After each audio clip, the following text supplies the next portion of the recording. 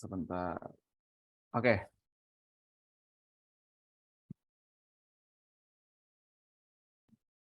Baik, Assalamualaikum warahmatullahi wabarakatuh. Selamat pagi teman-teman pejuang UTBK yang ada di forum grup diskusi yang diadakan oleh penerbit Magenta pada pagi hari ini. Tadi Mas Rangga sempat bilang ini pembelajaran terakhir ya, atau forum diskusi yang terakhir. Ada keluar belakang tuh.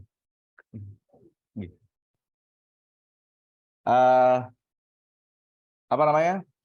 Bapak ada sedikit instruksi tadi, ada tamu kebetulan. Forum yang terakhir ini kebetulan materinya PPU ya, atau pengetahuan dan pemahaman umum. Nah, pengetahuan dan pemahaman umum sudah pernah kita bahas bolak-balik juga di beberapa pertemuan berikutnya. Dan seperti yang saya bilang di pertemuan-pertemuan sebelumnya,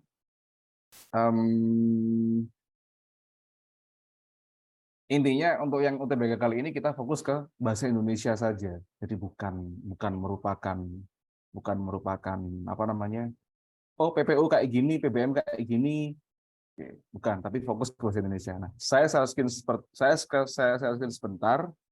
Teman-teman bisa mengamati bacaan yang ada nanti seperti apa ya. Sebentar. Monggo, silakan diamati terlebih dahulu.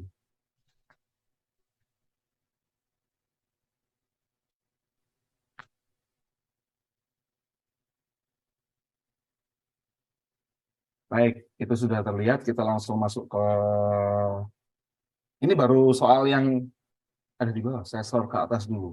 Saya masih pakai Microsoft Word untuk menampilkan ini. Nah, soalnya panjang banget. Kalau disalin ke PPT bisa berabe, apalagi ada tabel juga nih di sini. Kayaknya ini yang bikin soal happy banget ketika lihat kita pusing lihat soal-soal dengan bacaan panjang ya teman-teman ya. Nah ini kita tidak terlalu akan banyak membahas, tidak terlalu banyak akan bahas materi apa namanya, materi yang berupa pengertian, terus definisi atau kemudian berupa apa?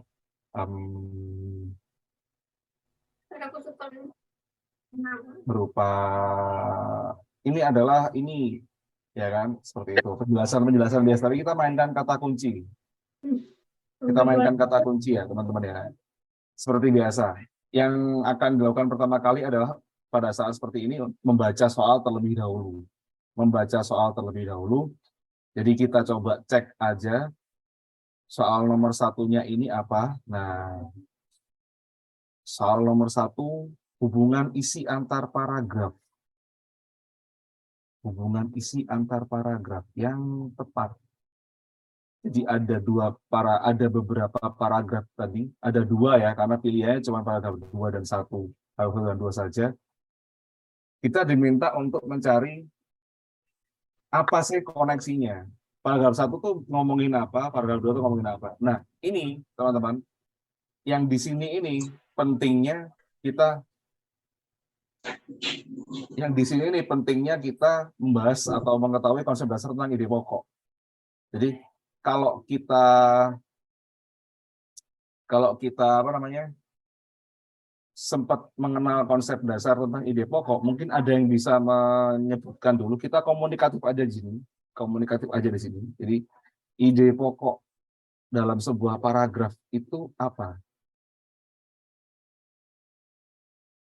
Ada yang bisa menambahkan? Karena ini penting untuk pembahasan kali ini. Itu hubungan antar paragrafnya ya, hubungan antar paragraf. Harus tahu temanya paragraf 1, paragraf 2 apa. Apakah ide pokok sama dengan tema? Boleh disamakan secara umum. Terus bisa juga mungkin nama lainnya adalah gagasan utama. Terus bisa juga mungkin nama lainnya adalah topik. Ini istilah-istilah yang secara umum pengertiannya sama. Cuman kita kadang memaknainya bingung. Ini ide pokok. Apakah topik itu ide pokok? Iya, bisa ide pokok. Apakah tema sama topik itu sama? Bisa. Secara umum sama. Kalau tahu dibedakan ada nanti pada pengembangan materi ada. Tapi secara umum kita harus pahami itu sama. Jadi untuk mengerjakan soal ini kita harus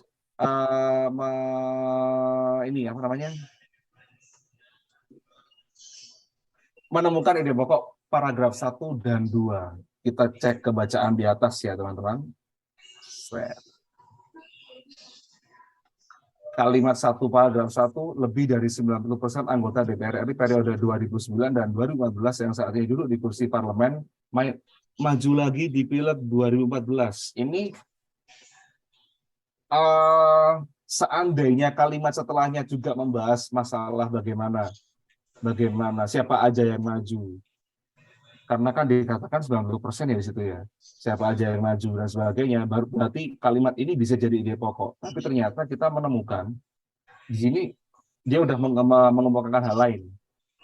Seorang peneliti yang namanya tersebut belum disebutkan di situ dan baru disebutkan di sini. Jika dari kinerja 90% yang mencalonkan kembali itu nggak layak dipilih oleh rakyat. Nah, berarti poin pentingnya ada di bagian yang terakhir ini.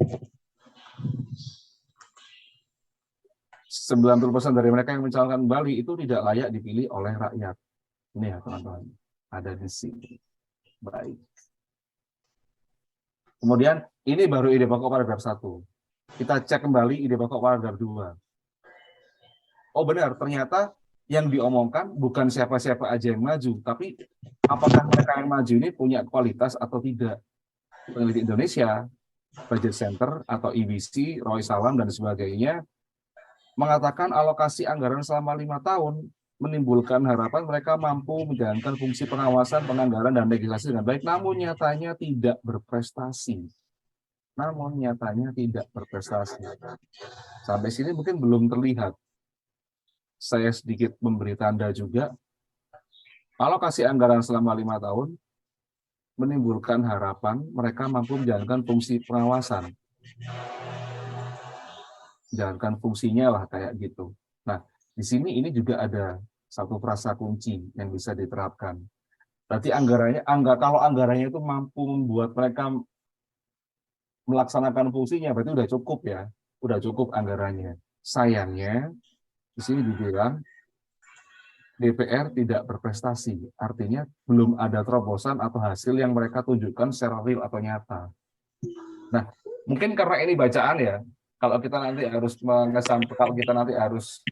harus mulai dari pilihan jawaban bakal bingung. Saya siapkan satu slide lagi, bukan slide sih, tapi lebih ke Word lagi dan ini udah ada isinya. Jadi kita bisa scroll ini ke bawah dan bandingin dengan pilihan jawaban yang ada.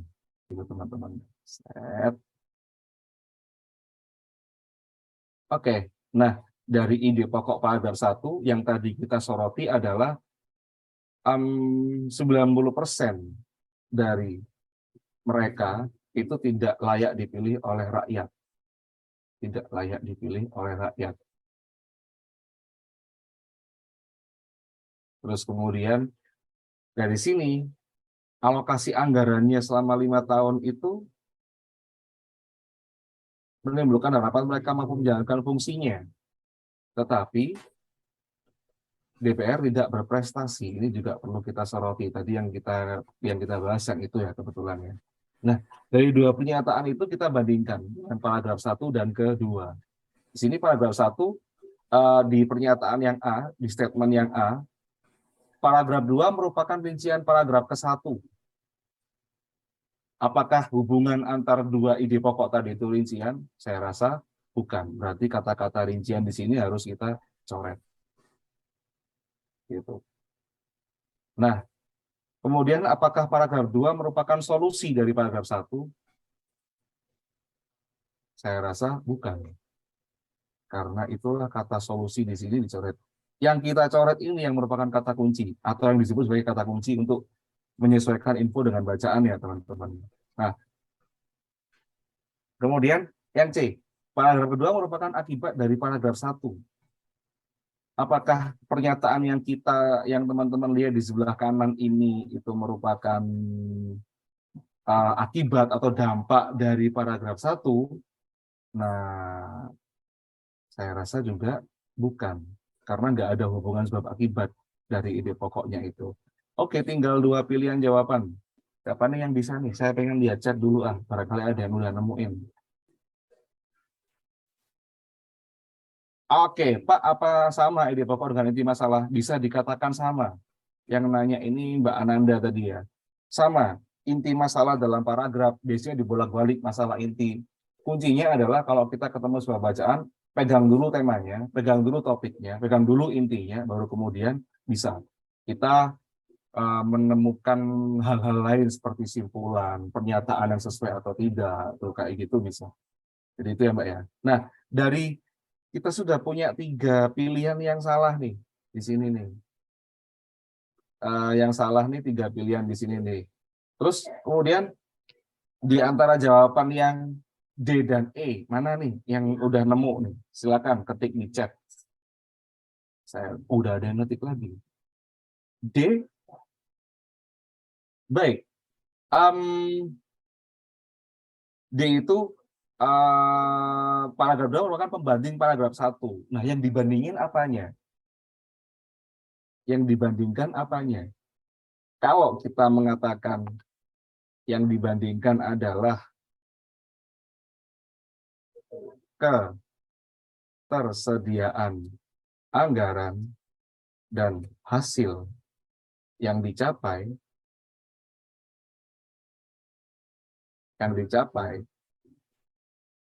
oleh anggota DPR-nya, maka ini benar.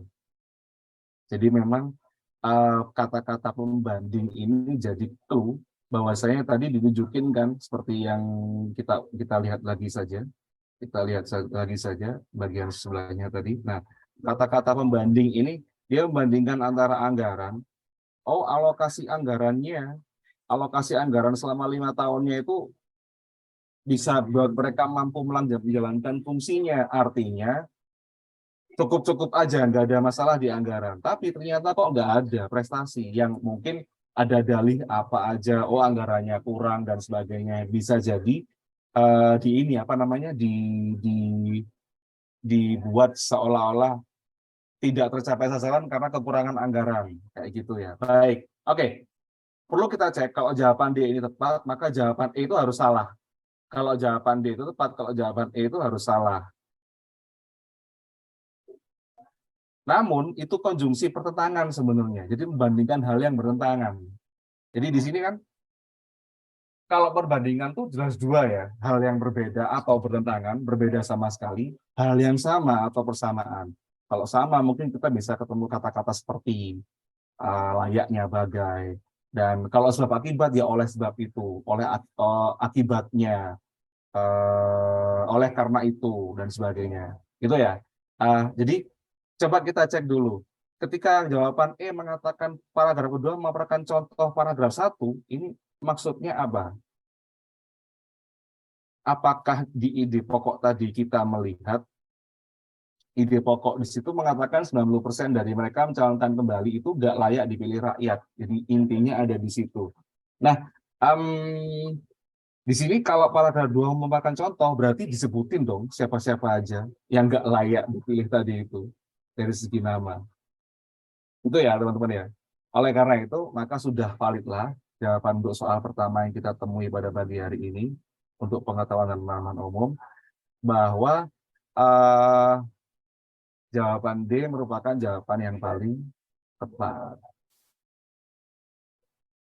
Nanti materi ini plus lingkasan yang ada di sebelah kanan tadi itu akan saya gabungkan terus saya kirimkan ke tim dari Magenta supaya bisa di-share ke ini apa namanya ke grup di Telegram ya. Jadi nggak usah khawatir masalah materi dan lain-lain.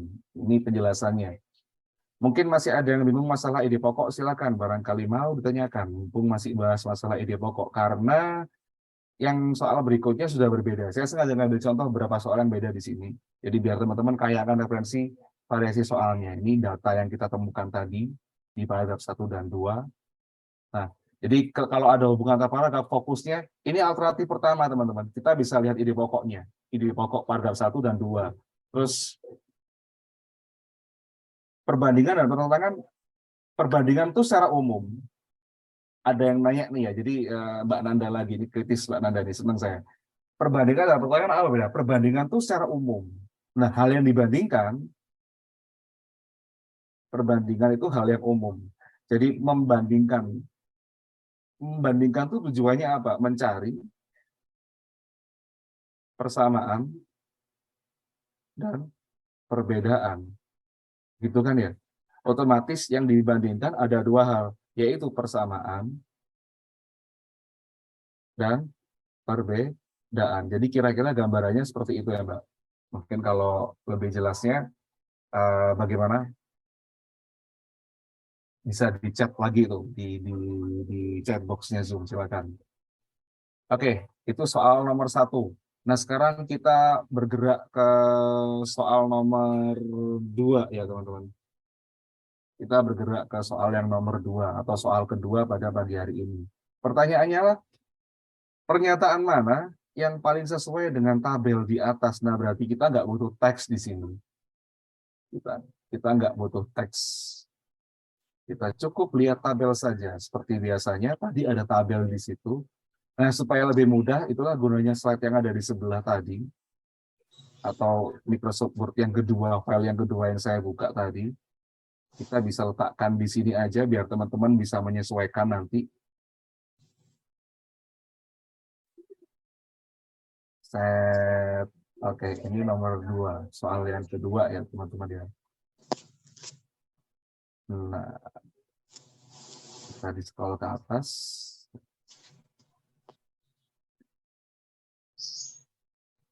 Oke, silakan. Jadi kalau soal ini, soal seperti ini, kita tinggal menyesuaikan aja dengan data yang ada di tabel. Memang agak ribet. Ribetnya apa? Kalau kita nggak teliti, waalaikumsalam.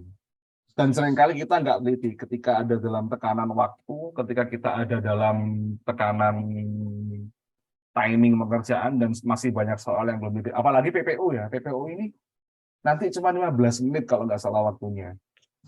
Semoga enggak lah. Semoga pada akhirnya ditambahin berapa menit lah. Karena riskan banget atau berisiko banget untuk teman-teman yang mengerjakan PPU. Bagi saya pribadi sih, saya pribadi aja, karena mungkin saya perlu ngecek, saya perlu menjelaskan, saya perlu membahas, makanya lebih detail. Tapi untuk pada saat saya harus ujian, harus tes, itu nggak akan seperti ini. Nggak akan seperti ini. Saya akan langsung milih cara tercepat, solusi yang bisa saya temukan untuk jawab soal itu kayak gimana. Nah, seperti yang tadi, salah satu caranya adalah, ini yang dicari apanya, yang diminta apanya, tabel yang sesuai dengan tabel. Jadi kita nggak perlu memperhatikan teks. Jadi fokus langsung kepada tabel saja. Itu. Fokus langsung kepada tabel saja. Nah, oke. Terus kita cek sekarang. Untuk jawaban A. Kinerja DPR paling bergairah terjadi pada tahun 2011 dan 2019. Di sini tahun 2011 itu ada RUU yang selesai sebanyak 18 buah. Wow, oke. 2011 dan 10 ya? Wow, oke. Terus 2010 ada 8 RUU yang selesai. Terus target RUU-nya ada 70. Itu yang tahun 2010. Tahun 2011 ada 93 target. Nah, dari 18 dan dari 70 target yang selesai, apakah ini udah sampai 10%? Yang 2011 oke lah 10%. Oke lah 10%. Lebih sedikit lah paling enggak. 19,3, enggak sampai 20%. Berarti pernyataan A ini letak kekeliruan atau kekurang tepatannya ada di bagian kata kunci bergairah. Kalau bergairah pastinya kan lebih banyak ya. Pastinya lebih banyak. Bisa 50%, bisa 60% gitu ya. Baik, A masih kurang tepat. Kemudian kita cek pernyataan yang B. Kinerja DPR cenderung rendah di tahun 2009 dan 2014. Cenderung rendah. Cenderung rendah di tahun 2009 dan 2014. Ini maksudnya cenderung tuh condong ya, condong ke rendah. Saya rasa kalau rendah nggak cuma itu, kalau tolak ukurnya apa? Jadi kata-kata cenderung rendah di sini, di jawaban yang B ini, di jawaban yang B ini, itu bisa kita salahkan karena tolak ukurnya apa? Gitu ya, kata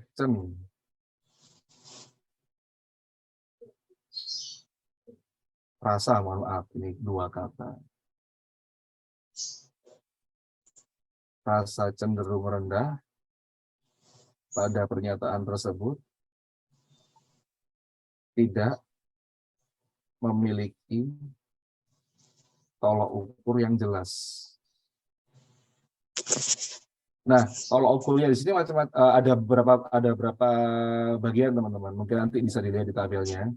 Nggak berarti tolok ukur yang jelas. Coba dicek di sini di tabel ada RUU yang selesai, targetnya atau persentasenya kayak gitu. Kalau di antara tiga hal yang ada di tabel itu cenderung rendahnya ini nggak jelas masuknya kemana. Kalau berdasarkan RUU yang selesai, ya mereka lumayan lebih tinggi. Mereka emang yang paling rendah lah. Oke, yang paling rendah ya bukan cenderung, paling rendah dibanding yang lain bahkan. Tapi yang 2009 tuh lebih tinggi loh dari 2013. Jadi kita nggak bisa memastikan gitu aja. Datanya pun banyak perbedaan. Kalau dikatakan misalnya soal ini memuat tahun 2013 dan 2014, maka itu lebih tepat. Itu lebih tepat. Gitu ya. Jadi yang salah bagian kata kunci yang salah bagian keduanya adalah tahun 2009 ini karena dia masih memiliki lebih banyak RUU yang selesai dibandingkan tahun 2013 yang itu sendiri. Artinya itu kalau tolak ukurnya RUU. Nah, yang lain mungkin teman-teman bisa bandingkan nanti. Baik. Ini jawaban yang jawaban yang B dan kesalahannya di mana. Oke, kita longsor dulu ke jawaban yang C. Kinerja DPR cenderung jauh dari target setiap tahunnya. Nah, ini coba kita bandingkan aja dengan targetnya. Kita bandingkan dengan targetnya ya, teman-teman. Tahun 2009 targetnya, maaf, jadi membesarkan.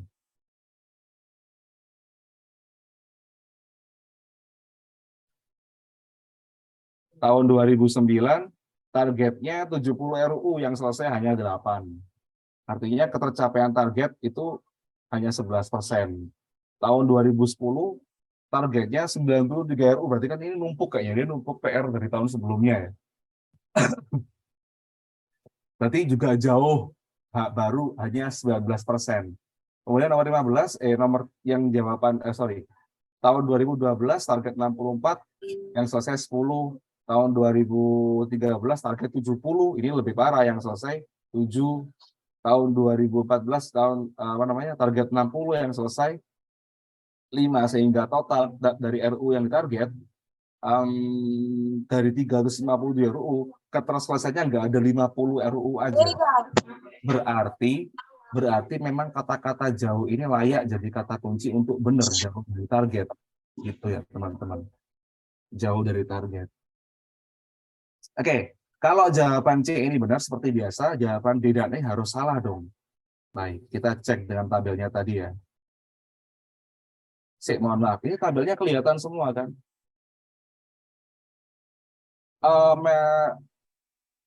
C. Tadi ada yang udah jawab C, coba nih. Nah, Nisi, oke. Nisi ini Mbak atau Mas? Ya, Nisi kalau kita nanti jawabnya C itu benar, kita buktiin dulu ya. Karena tadi jawaban B dan A itu udah salah. Kita buktiin dulu jawaban D itu salahnya sesuai atau enggak dengan tabelnya. Yuk, coba. Dan teman-teman yang lain juga monggo disimak. Standar penyelesaian target itu cenderung naik. Cenderung naik. Berarti dia mengatakan setiap tahun tuh kecenderungannya naik. Padahal nggak mesti. Dari 2009 ke 2011 memang naik. Tahun berikutnya turun, tahun berikutnya turun, tahun berikutnya turun. Jadi justru kata-kata yang naik ini salah. Harusnya cenderung turun. Gitu. Oke, nomor opsi yang D sudah salah. Kalau diganti dengan cenderung turun mungkin lebih tepat. Karena dari semua data ya tadi dilihat ini. Begitu. Oke. Kemudian kita cek opsi yang E. Buka lagi tabelnya. Standar penyelesaian target RUU cenderung menurun pada setiap tahunnya. Standar penyelesaian target RUU cenderung menurun pada setiap tahunnya. Cenderung menurun pada setiap tahunnya. Nah, oke. Ini bisa dibilang tepat sebenarnya. Karena selain tahun 2009-10 ke tahun 2011 itu yang lain turun semua kan ya. Yang lain turun semua. Sayangnya, nanti ini juga jadi faktor utama kenapa jawaban D itu salah. Sayangnya, data yang terdapat di sini ketika dikatakan cenderung menurun,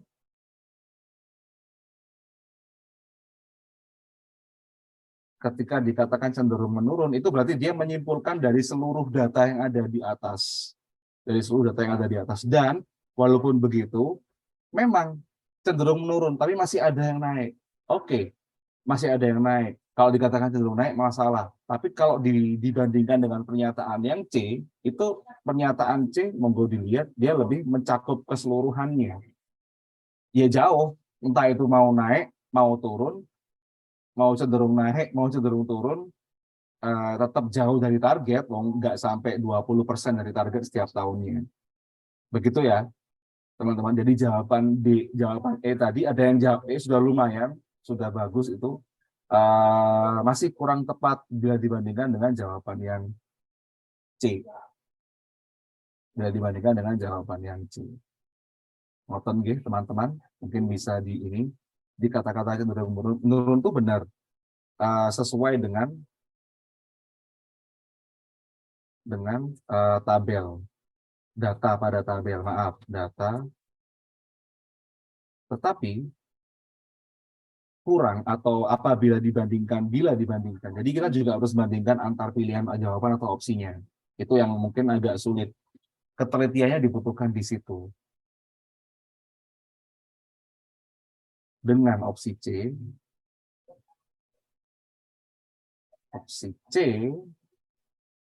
jawaban ini, pernyataan ini, pernyataan pada opsi E ini kurang sesuai dengan data yang ada di tabel. Saya rasa seperti itu penjelasannya. Jadi memang yang E ini sesuai, tapi lebih sesuai lagi yang C. Kenapa? Karena ya udah, memang entah mau dia kinerjanya cenderung menurun, cenderung naik, itu jauh dari target. Jauh dari target, karena nggak ada 20% tercapaian targetnya tadi setiap tahun. Itu nih, teman-teman. Oke, sampai sini mungkin apa namanya, ada yang mau disampaikan. Saya mau lihat cek box dulu. Nah, oke. Oke, untuk teman-teman yang lain mungkin bisa. Nanti sekali lagi jangan khawatir, baik baik pembahasan ini yang udah ada warna-warninya ini plus data yang tadi kita apa namanya, bahas di file yang di sebelah sini akan saya kirim ke tim Magenta. Tapi mungkin agak butuh waktu ya, Mas Mbak, jadi ditunggu saja, bisa buat bahan belajar. Kayak sampai malam, insya Allah, nggak sampai malam. Tuh, seperti itu.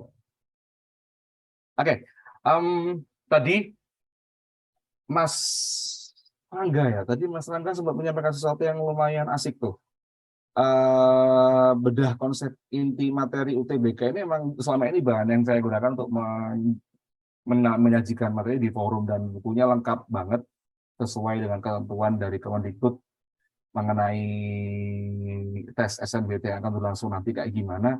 Nah, kalau lo ini soalnya kan mungkin ada beberapa soal yang teman-teman udah pernah nemu ya, udah pernah nemu. Ya memang artinya tidak semua soal itu tidak akan dipakai kembali.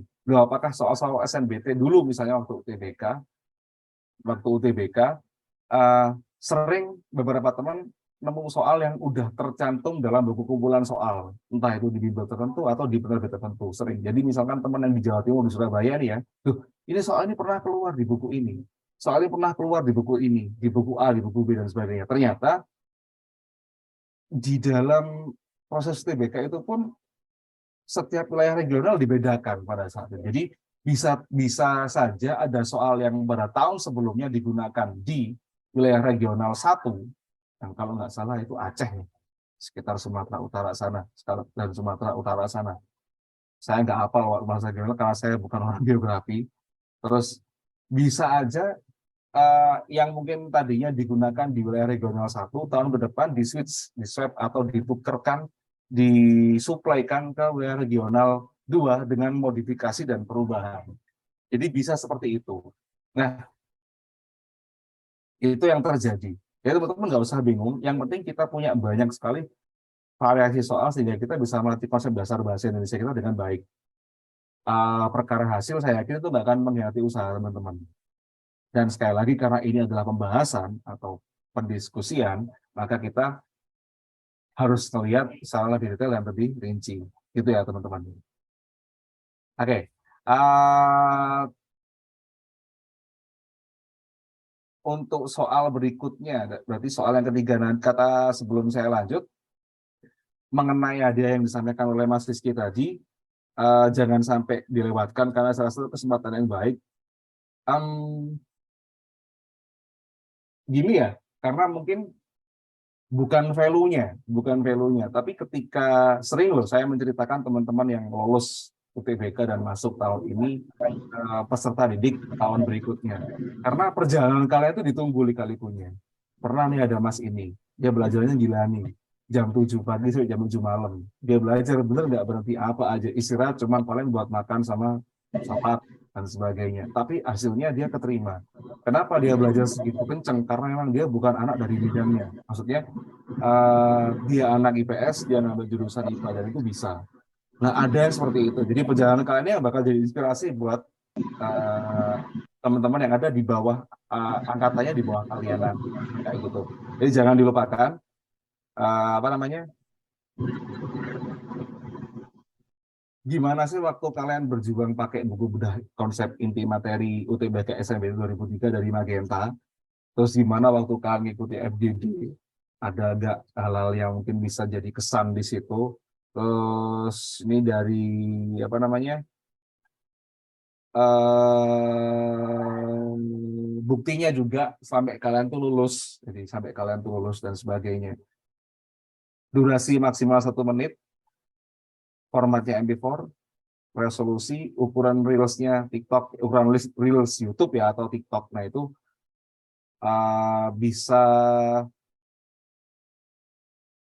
bisa dinantikan nanti keterangan lebih lanjut dari teman-teman dari Magenta sendiri. Jadi saya rasa ini momen yang bagus dan juga mancing kreativitas buat teman-teman ya.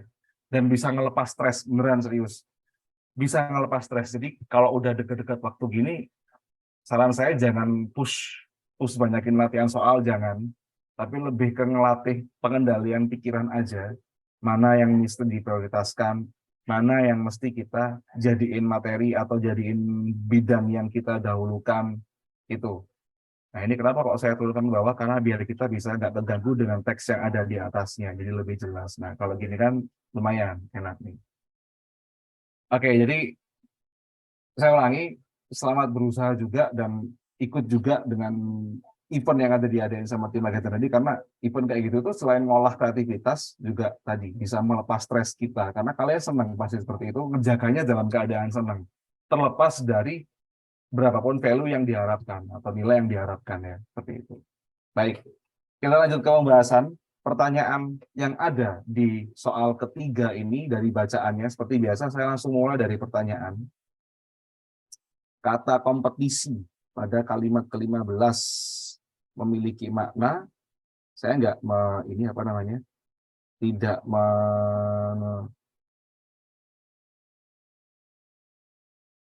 menebalkan atau tidak memblok semuanya ya, karena yang penting kata kompetisi ini saya blok bukan berarti dia harus ditebalkan, bukan, supaya lebih jelas aja. Kompetisi kalimat ke-15 kita lihat saja, dengan begitu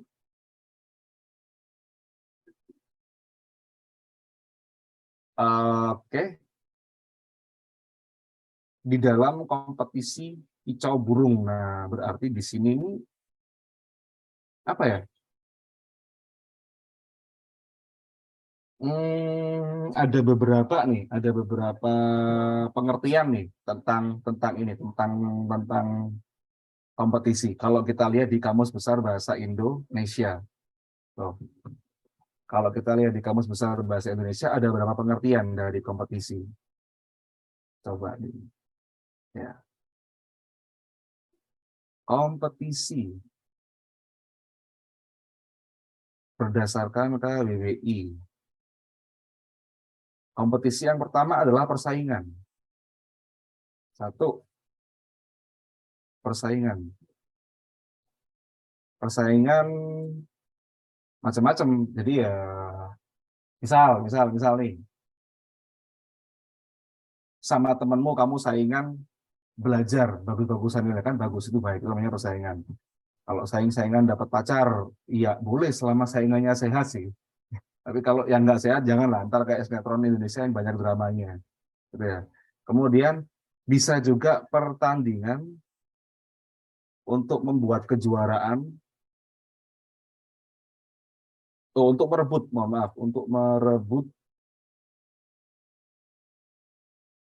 dalam gabungan perkumpulan olahraga.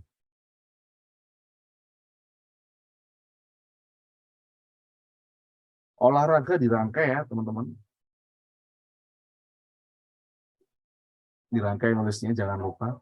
Terus kemudian ada juga sistem pertandingan olahraga yang mengharuskan semua pihak saling bertanding. Jadi bisa berarti tiga itu. Mohon maaf. Sistem.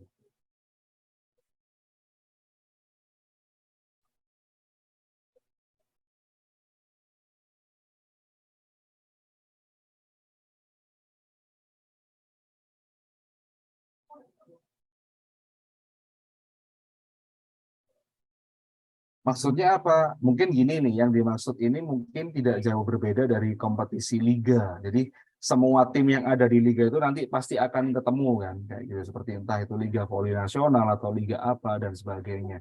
Nah, ini makna kompetisi. Ini makna kompetisi, teman-teman. Berdasarkan Kamus Besar Bahasa Indonesia. Sekarang silakan dibandingkan tuh dengan yang di teksnya, dengan yang ada di teks. Nah, ini lebih baik kita coba buka lagi. Biar bisa lebih jelas. Nah, gitu. Yang mana nih kompetisi? C, di chat kayaknya ada banyak yang udah jawab. Oh, C. C itu apa? Pertandingan untuk memperebutkan gelar juara dan sebagainya. Baik, di sini baru kita cek kalimat yang ada di soal nomor 15. Soal kalimat 15, maaf. Nah, karena dia juga nyebutan juara, dengan begitu, burung murai batu tersebut punya peluang juara yang besar. Jadi ada kata kunci juara di sini. Terus kemudian kita ulang lagi, kita review lagi. Itu tadi kompetisinya ternyata kompetisi kicau burung. Jadi mereka nggak cuma saingan, ya. Mereka nggak cuma saingan. Mereka nggak cuma saingan di situ ya. Artinya benar, pertandingan untuk memperebutkan gelar juara. Di sini jawaban yang C itu lebih tepat ya teman-teman. Mantap tadi jawabannya. Nah, seperti yang diketahui, ternyata di KBBI pun nggak semua kata itu artinya cuma satu, ada banyak. Itulah kenapa kita perlu menyesuaikan dengan konteks kalimat kalau artinya lebih dari satu. Jadi pengertian yang ini dengan sesuai dengan KBBI dan dan konteks kalimatnya juga,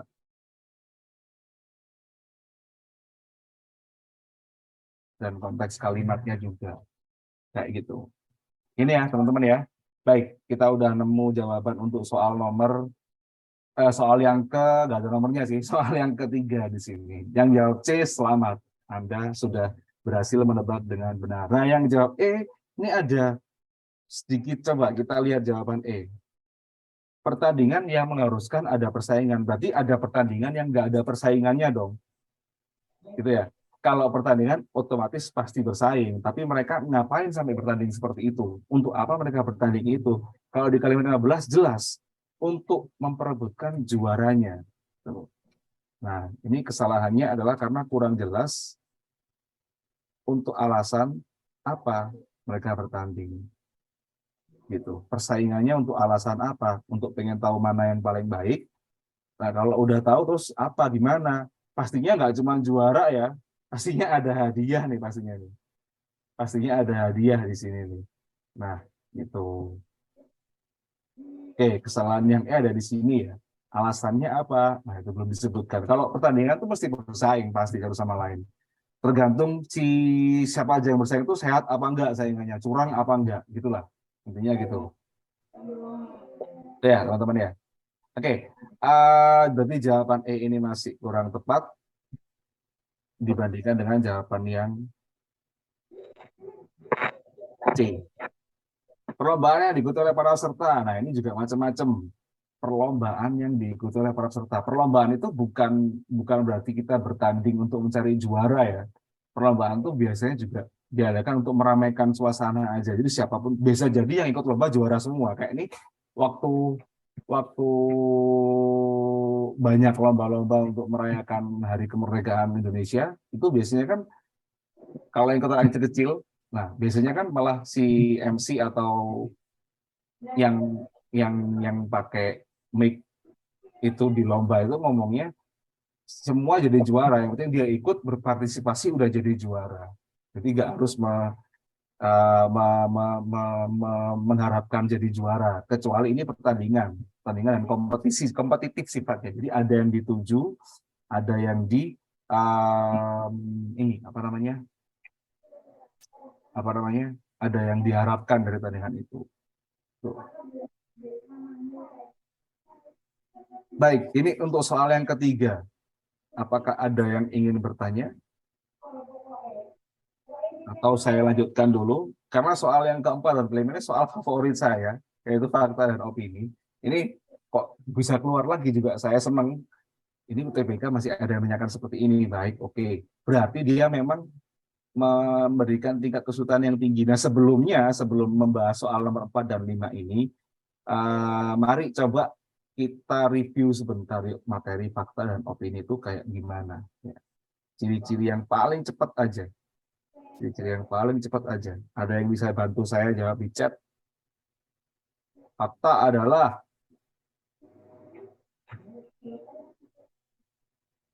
oh masih ada yang tanya tadi ya Mbak Nanda. Yang D ini untuk nomor soal yang ketiga tadi.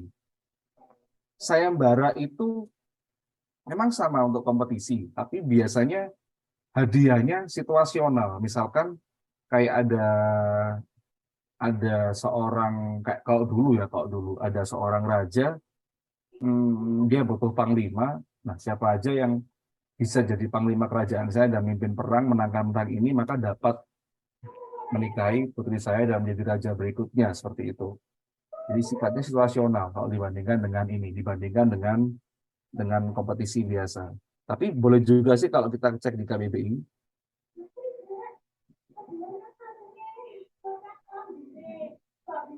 memperebutkan hadiah. Nah, ini yang nomor berarti yang opsi D dan A ini bisa memiliki kesamaan, yaitu bisa memiliki kesamaan, yaitu memperebutkan hadiahnya, bukan gelarnya. Jadi mereka nggak penting juaranya kayak gimana, tapi yang penting mereka hadiahnya. Dan hanya ada satu pemenang tunggal biasanya. Hanya ada satu pemenang tunggal. Nggak ada juara 1, 2, 3 gitu, nggak ada. Itu yang bedakan ya. Itu yang bedakan. Gitu. Oke, fakta itu yang benar-benar ada. Udah dijawab tadi. Ini masih definitif. Saya ingin yang berbentuk ciri-ciri. Misal nih, fakta itu ada. Kalau toh kita ngomong sekarang hantu itu ada, mungkin banyak yang nggak percaya juga karena nggak kelihatan ada. Tapi kita pakai ciri-ciri yang umum, yang memang valid, atau tentang yang disebut fakta itu apa? Hal yang seperti apa? Oh, fakta ini adalah hal yang sudah terjadi. Karena sudah terjadi atau dikatakan sudah terbukti, berarti dia tidak bisa dibantah. Jadi fakta itu hal yang nggak bisa dibantah, itu dicatat dulu. Kemudian fakta itu juga objektif. Objektif ini hal yang sifatnya kebenarannya diakui secara umum. Jadi misal kita ngelihat warna dasar di paper board ini itu putih. Kenapa? Karena ya emang sejak dulu orang tua kita ngajarin warna kayak gini ini putih deh. Coba kalau orang tua kita ngajarinnya warna kayak gini ini pink deh, atau pink terang. Nah, kita nyebutnya sampai sekarang juga pink terang. Kebenarannya udah diakui secara umum. Gitu kayak gitu. Ini fakta. Nah, poin berikutnya, fakta memiliki kata kunci. Apa saja sedang kita sedang berada dalam forum diskusi, hal yang sedang berlangsung, ya kan? Sudah terjadi, telah terjadi, dan dan lain sebagainya yang menunjukkan peristiwa telah terjadi. Itu fakta. Kemudian selain kata kunci, fakta juga memiliki, pertama, biasanya nih teman-teman yang baru belajar soal ya itu langsung lihat, oh ini ada angka, pasti fakta. Nah, berarti selama ini kalau ada keterangan fakta itu punya data, langsung kita cari, atau ada pertanyaan fakta, langsung kita cari mana aja yang ada angkanya, kan kayak gitu. Padahal bukan seperti itu. Bukan seperti itu. Nah, data itu bisa berupa hal lain selain angka. Apa saja data ya, ini yang masuk dalam data. Keterangan tempat. Keterangan tempat itu data. Kalau ada yang menyebutkan kota, menyebutkan tempat tertentu, dan apalagi ada bukti fotonya, jelas itu fakta. Terus keterangan waktu. Keterangan waktu ini berupa tanggal ya. Peristiwa itu terjadi pada hari Sabtu, 6 April tahun 2023. Nah, itu jelas ada tanggal, ada data. Apalagi tanggalnya udah berlalu. Nah, itu keterangan waktu juga bisa disebut data. Selain keterangan waktu, ada juga yang namanya keterangan nilai dan jumlah. Nah, jumlah dan nilai beda ya. Jumlah dan nilai beda. Jumlah. Oke. Tapi dua kata terakhir inilah yang biasanya berupa angka. Saya tulis di nilai aja.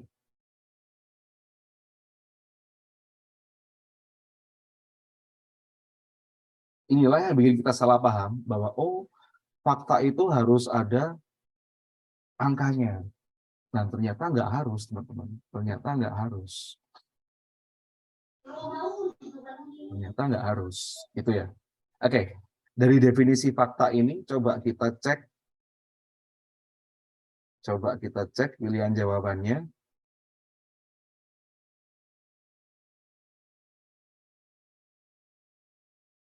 Coba kita cek pilihan jawabannya. Ini fakta.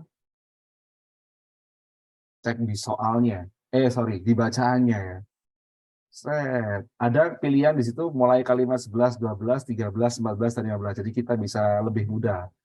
Karena kalimatnya ada di bagian bawah. Nah, 11 tuh, kalimat 11. Di sini perawatan murni.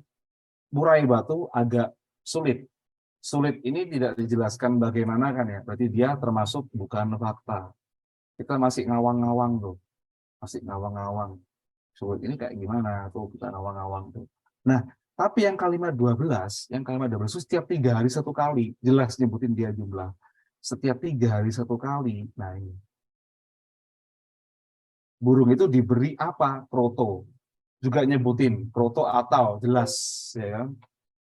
Proto atau telur semut. Proto atau telur semut. Kayak gitu. Jadi jelas disebutinnya. Ini saya tebelin yang 3 hari satu kali dan saya garis bawakan. Tak warnai merah biar kelihatan sekalian tuh. Setiap 3 hari satu kali. Itu fakta. Berarti yang kalimat nomor 12 ini jangan kita hilangkan dulu. Sekarang cek. Kalau kita lihat kalimat 13, apakah dia fakta atau opini? Selain itu, burung murai batu, oh ada keterangan waktu juga. Burung murai batu dimandikan setiap malam agar lebih mengilap. Ya sudah, berarti kita sudah menemukan jawaban yang tepat. Kita sudah menemukan jawaban yang tepat, yaitu kalimat 12 dan kalimat ke-13 yang merupakan fakta atau opini.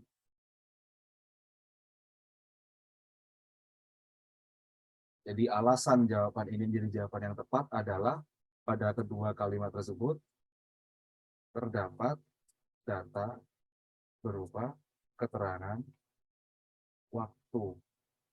Sehingga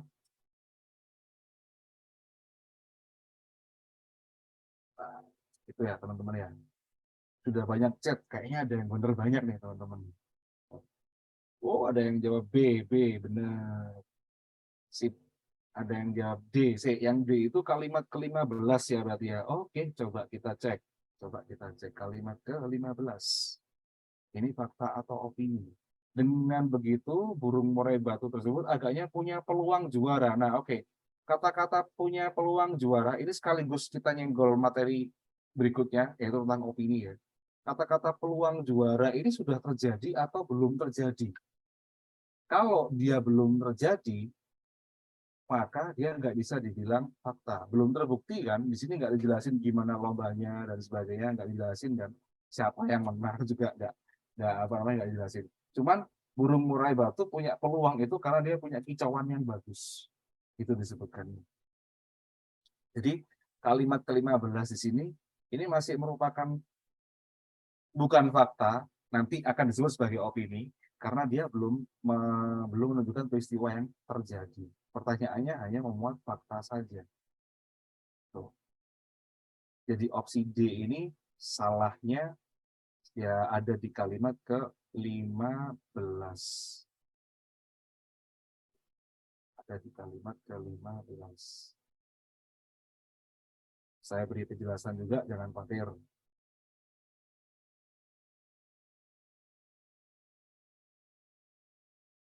Kalimat ke-15 menyebutkan tangan ya, warna aja.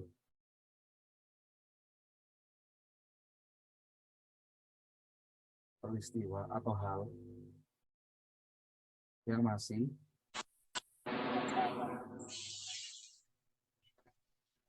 masih bersifat mungkin atau kemungkinan.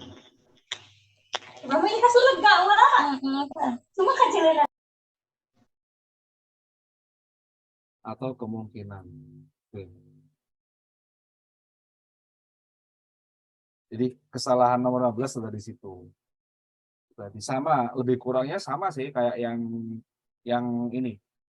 Kalau nomor 11 kata-kata sulit tadi itu dia masih mengandung nilai rasa. Nah, yang mengandung nilai rasa itu juga bisa dikatakan bukan fakta.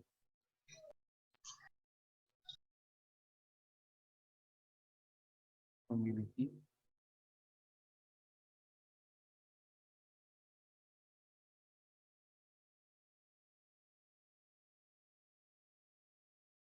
unsur baper lah atau berbau perasaan.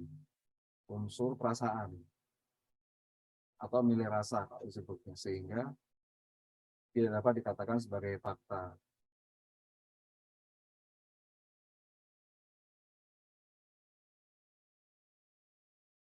Itu kesalahan nomor 12 kesalahan nomor 11 itu gitu ya teman-teman. Nih, saya rasa udah jelas untuk yang nomor C ini berarti dia salah semua. Salahnya di 14, mohon maaf. Salahnya di 14. Oh, 14 apabila dirawat dengan benar mungkin saja. Nah, ini berarti sama. Kalimat 14 dan 15 itu alasannya sama, mengandung pernyataan yang menyebutkan kemungkinan, maka dia bukan fakta. Ya. Jadi kalau dua-duanya digandengin ya sama aja gitu. Ini salah semua jadinya. Salah semua. Oke. Oke, tuntaslah soal keempat. Sudah 10.59 tapi kita gas yuk ketemu soal yang terakhir dalam pertemuan kali ini. Saya bahas dulu aja. Nah, kalau tadi kita ngebahas masalah fakta, sekarang kita dihadapin sama yang namanya opini. Kita sudah tahu apa itu fakta. Sekarang opini itu kayak gimana? Oke, pas. Tadi di atas sana ada fakta, sekarang di bawah kita cari. Kita coba bahas masalah opini. Apa sih opini itu? Ya. Oke, opini. Lagi-lagi saya nggak akan mainkan definisi, saya langsung ke ciri-ciri saja. Definisi itu konsep, bisa kita terjemahkan dalam kata kunci atau ciri-ciri atau syarat sesuatu. Nah, opini itu Kalau tadi fakta itu udah terjadi, nggak bisa dibantah, mohon maaf. Right.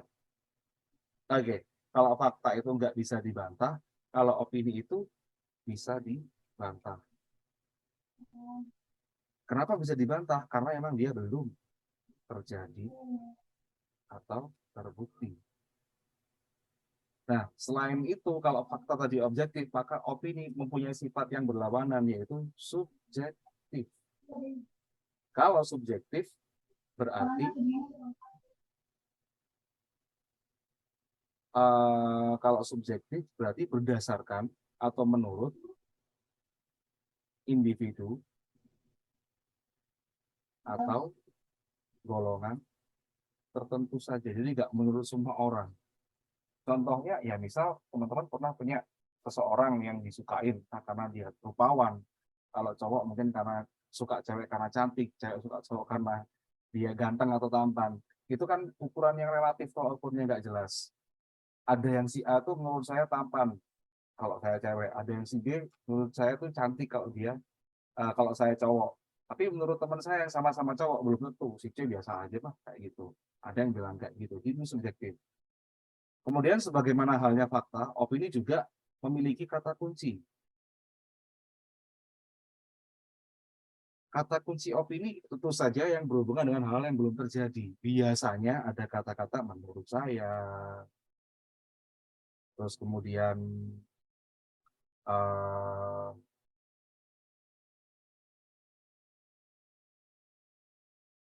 menurut saya, terus kemudian bila, jika. Jadi jika hujan saya nggak pergi. Bila hujan saya nggak kerja. Saya nggak akan keluar dari rumah. Kamu dapat menjadi juara satu bila mengalahkan 10 peserta. Artinya semuanya menunjukkan hal yang belum terjadi. Bila, jika, kalau dari sama mungkin tadi udah ada sempat akan seandainya um, dan lain-lain dan sebagainya.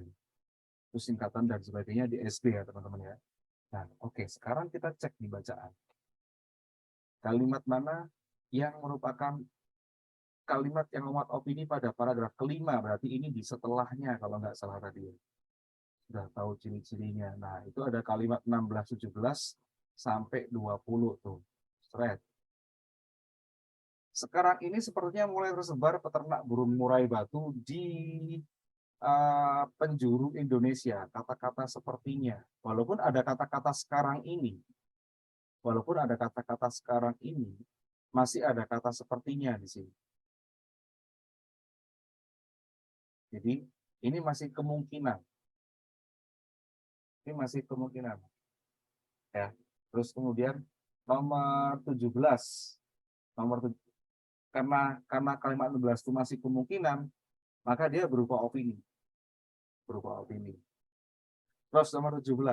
Hal itu karena beternak burung murai batu memiliki keuntungan yang dirasa cukup besar. Nah, seandainya ini disebutkan berapa jumlah keuntungan melihara satu burung murai batu, dia jadi fakta. Tapi dirasa cukup besar ini juga merupakan kalimat yang masih berbau kemungkinan. Kan dan belum terjadi, belum melihara juga kan ya. Karena berternak burung murai batu memiliki keuntungan yang dirasa, ini saya tebelin, saya blok juga lah udah biar tahu, dirasa cukup besar. Artinya alasannya salah. Alasannya sama seperti waktu kita kerjakan atau membedakan mana yang fakta dan bukan fakta dalam dalam soal keempat tadi, maka di soal yang ini juga gitu.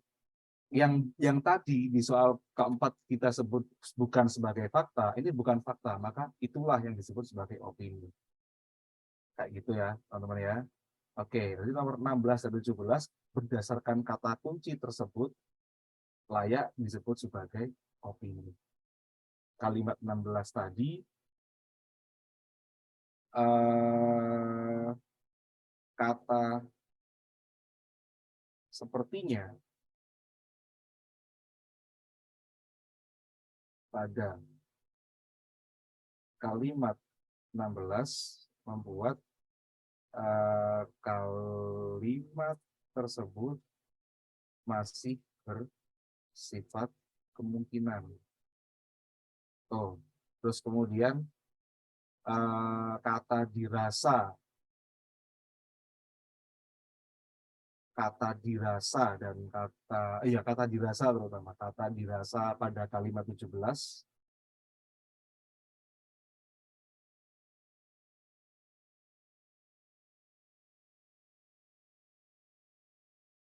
menunjukkan